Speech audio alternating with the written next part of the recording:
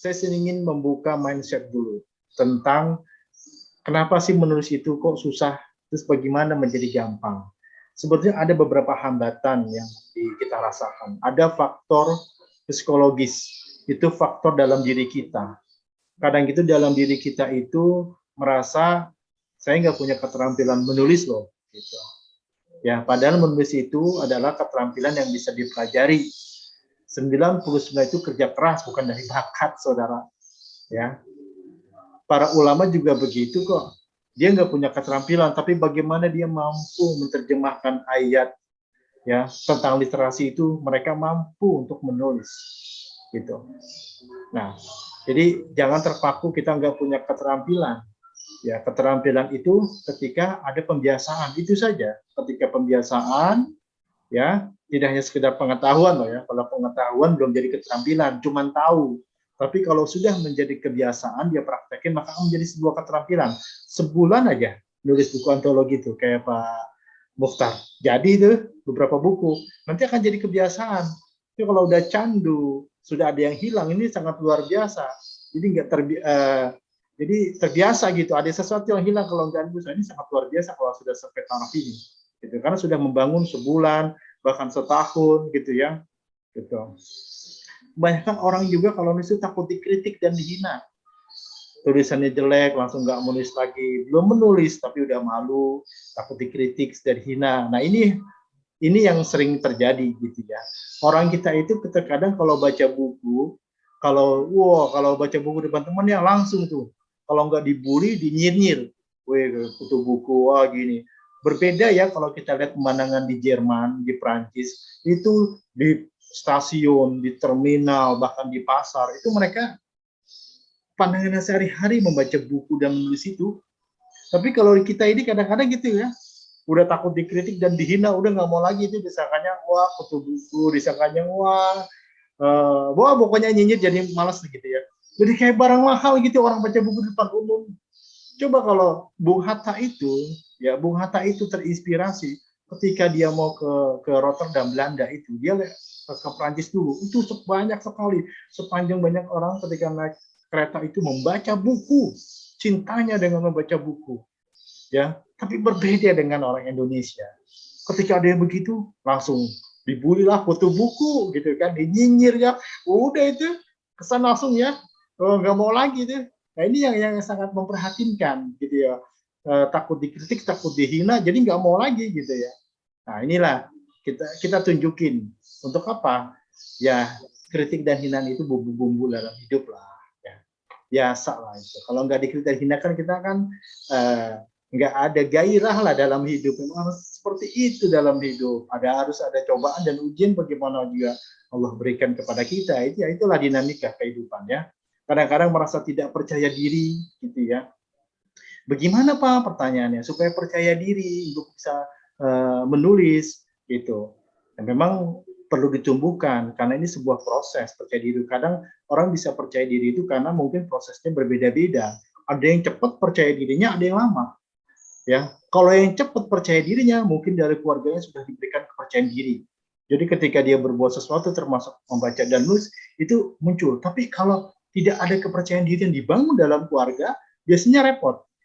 Ya, maka dari lingkungan, maka dari sekolah, maka dari mahat yang perlu dibangun kepercayaan dirinya, gitu. Bahwa dia mampu, salah dikit proses, jelek dikit biasa itu mah, ya, gitu. Maka perlu ditumbuhkan itu. Kalau di dalam keluarga tidak bisa, ya maka di dalam di lingkungan sekolah, di komunitas, ya, di lingkungan-lingkungan dan teman-temannya itu harus memunculkan percaya diri itu, ya. Salah satunya ya melakukan sesuatu sehingga nanti kita akan semakin baik gitu. Kalau orang ceramah nggak pernah ceramah, saya malu. Tapi kalau disuruh ceramah muhadharah, makin prosesnya akan ketemu dia. Dari MC dulu, setelah MC nanti sambutan, jadi ketua pelaksana, setelah sambutan disuruh kultum, setelah di kultum baru ceramah. Ya, Pak Mukhtar ya. Kita ceramah nanti kayak Pak Mukhtar gitu kan. Nah, gitu itu prosesnya. Begitu ada menulis apa dulu, pelajaran dulu, kemudian beli, kalau kamu nggak megang laptop atau handphone, beli satu buku kosong, Di situ ada catatan para ustadz yang mengajar di sana. Kamu catat itu kata-kata mutiaranya dalam satu buku kosong. Kamu catat. Kemudian ada satu buku lagi. Kalau kamu suka puisi terkecitan kepada Allah, kamu catat. Nanti ketika buku-buku itu kosong itu jadi sebuah lembaran-lembaran, kamu tinggal ketik. Jadi itu buku ketika keluar dari Mahat, ini ya, dari Mahat saya suka menulis buku, ada puisi, nanti beri SBN, tenang aja, dibantu sama Pak Mukhtar. Nanti ini catatan mutiara dari guru-guru saya di Mahat Ali Al-Furqon. Udah jadi nanti. Jadi ketika keluar itu ada catatan kosong, itulah yang saya lakukan juga ketika saya mengaji. Ada buku khusus yang saya catat itu terkait dengan mutiara-mutiara hikmah yang diberikan oleh guru-guru saya.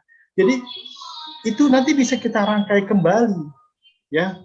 Kita tulis saja buat outline-nya gini, kemudian nanti kita tulis tangan gitu kan. Nah, itu kan banyak gitu. Sampai dulu kisah Ibnu Taimiyah itu ketika di penjara sampai nggak boleh itu, jangan dikasih pulpen, jangan dikasih kertas gitu ya, karena dia nggak boleh nulis gitu ya. Ya jadi ada di zikir saja segala macam, saking nggak boleh dikasih gitu, saking produktif yang nulis tuh. Ketika di penjara nggak boleh dikasih apa-apa, ya. Sekalian, wah, bisa lah ya beli pulpen, beli buku, dan juga rasa malas. Ini rasa malas yang kebablasan ini agak repot juga ya. Malas itu akan selalu menghampiri dan menghantui. Tapi bagaimana kita mulai rasa malas, tapi untuk lompatan produktivitas. Ya, nah ini saya juga bahas di buku saya yang keempat, bagaimana rasa malas itu ketika menghinggapi, tapi jadikan rasa malas itu kita jadikan untuk semangat untuk menghasilkan berbagai karya. Karena semangat itu sulit, betul. Saya juga pernah merasakan malas, tapi malasnya itu bukan berarti kita tidak ngapa-ngapain, tapi malas rebahan itu sungguh kita mampu berpikir, gitu ya. Kita ada sesuatu, baru kita bangun lagi. Terus berani, ya jangan takut. Intinya tuh berani. Ya kalau takut terus repot. Kalau hal yang positif itu perlu diberanikan. Gitu. Menulis berani. Ya. Ini hambatan psikologis, ada juga hambatan yang lain sebetulnya, non psikis ya. Misalkan ada minat baca kita kurang gitu ya. Kenapa sih minat baca kita kurang? Itu kan faktor non psikis, ya. Maka harus dibantu sama keluarga untuk menyediakan bacaan-bacaan yang menarik di Mahat, untuk diberikan juga buku-buku selain kitab-kitab, diberikan perpustakaan yang menarik untuk mereka bisa membaca.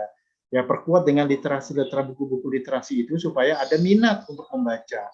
Ya, bagaimana para ulama menulis dan membaca. Ini akan menumbuhkan minat. Kalau mereka tidak bisa bergabung gitu ya, karena mereka sedang belajar, maka sediakan buku-buku yang menarik tentang literasi supaya minat bacanya juga tinggi. Kemudian merasa sibuk karena rutinitas pekerjaan. Ini repot nih ya, karena sibuk itu menjadi alasan jitu. Orang itu ketika ditanya, kenapa kamu nggak nulis? Saya sibuk gitu ya. Wah, kamu sesibuk apa sih dengan Ibnu Rus Al-Hafiz gitu ya? Ibnu Rus sebagai hakim, tapi dia mampu menguasai beberapa disiplin ilmu gitu ya. Dan sempat tuh menulis dan membaca. Ya, nanti ada bandingan-bandingannya ya, gitu ya. Terus juga merasa tidak ada ide. Nah, ini kan merasa tidak ada itu karena mungkin aja kita itu kurang membaca, kurang ngobrol, kurang diskusi, kurang ngikutin tentang informasi, ya kurang apa lagi ya, banyak sebetulnya ide itu banyak.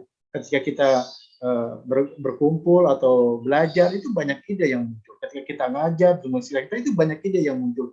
Duduk aja kemudian melihat kupu-kupu di taman itu ada ide tentang puisi, bagaimana keindahannya. Itu kan banyak itu sebetulnya ya. Tergantung bagaimana kita melihat sesuatu itu dengan indera kita itu akan terbuka, ya. Itu dunia dan isinya adalah cerita. Buka itu jendela, itu bisa menjadi sebuah cerita. Dan nggak memahami tujuan menulis, karena kita ini menulis untuk dakwah, jadikan tujuan itu untuk ibadah kepada Allah sebagai sarana untuk mengharapkan ridhonya, gitu ya. Bermanfaat, ya.